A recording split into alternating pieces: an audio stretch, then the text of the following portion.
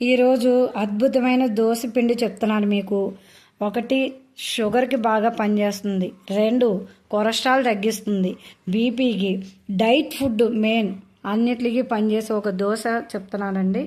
First ఇది వచ్చి చోళ్ళు పిండి అండి. ఇది నా దగ్గర చోళ్ళు పిండి ఉంది. మీ దగ్గర చోళ్ళు ఉంటే 1 కప్పు చోళ్ళు తీసుకోండి. మినపప్పు అండి, ఆ తర్వాత నల్ల మినువులండి, తర్వాత జొన్నలు, తర్వాత మెంతులండి.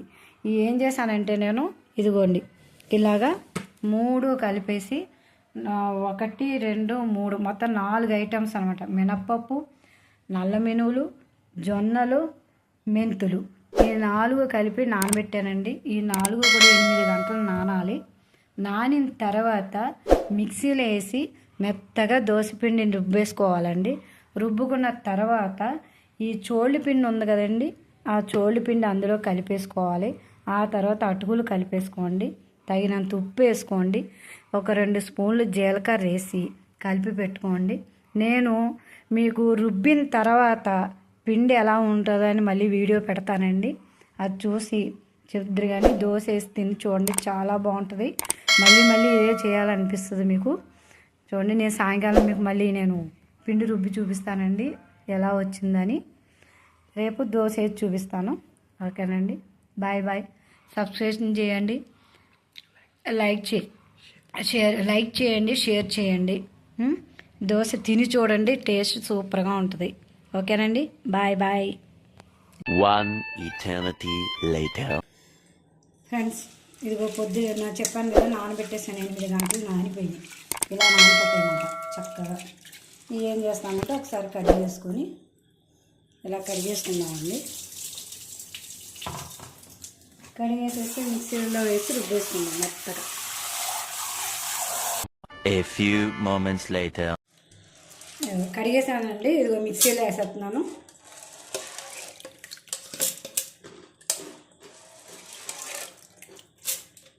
A few minutes later. చూసారు కదా ఎలా మెత్తగా అయిపోతుంది. దీంట్లో వచ్చి నేను రాగి పిండి పెట్టుకున్నా అన్నాను కదా, ఇది ఇందులో వేసేసి మిక్సీ పట్టేద్దామండి. అదే కలిపేస్తుంది బాగా. అటుకులు చెప్పాను కదా, అటుకులు కొంచెం ఒక 2 నిమిషాల ముందు నీళ్ళల్లో ఇలా నానబెట్టేసుకొని ఉంచుకోండి. ఇది కూడా ఇలా వేసేసుకొని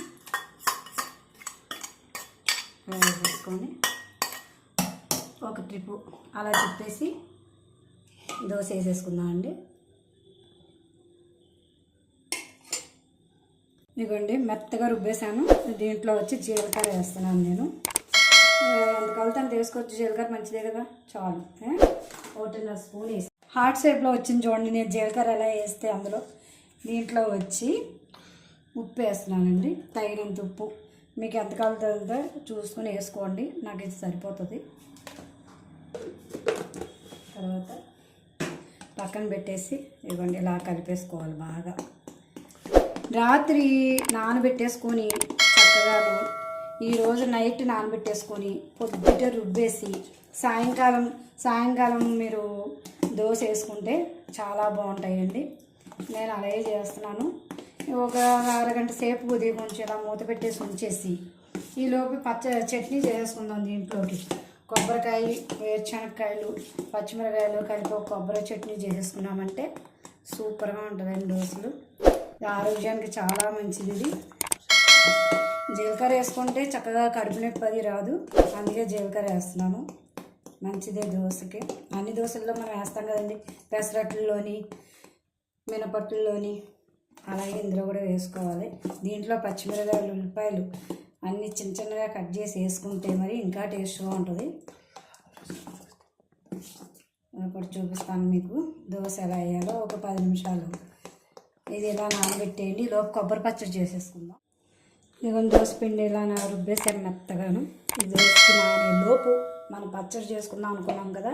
ఇదిగోండి ఏర్చన గుళ్ళు, ఉల్లిపాయ, పచ్చిమిరకాయలు, కొబ్బరికాయ ఇవన్నీ కలిపేసి పచ్చడి చేసుకుందామండి. బాగుంటుంది పచ్చడి, చాలా బాగుంటుంది.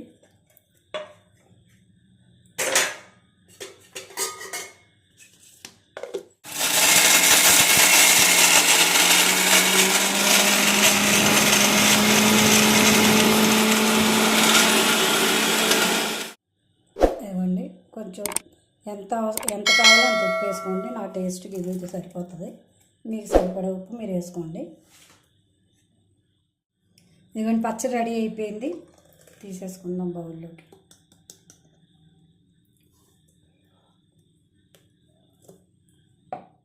దోశ వేస్తున్నాను చూడండి. పిండి రుద్దుదాం కదా, ఇదిగో కావాల్సింది ఇలా వేసుకోండి చాలు.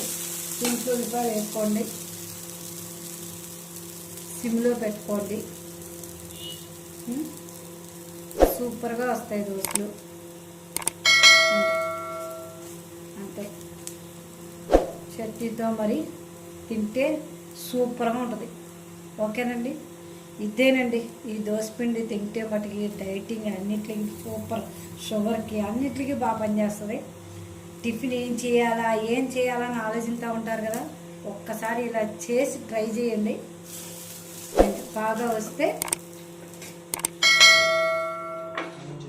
కామెంట్ చేయండి, షేర్ చేయండి, సబ్స్క్రిప్షన్ చేయండి.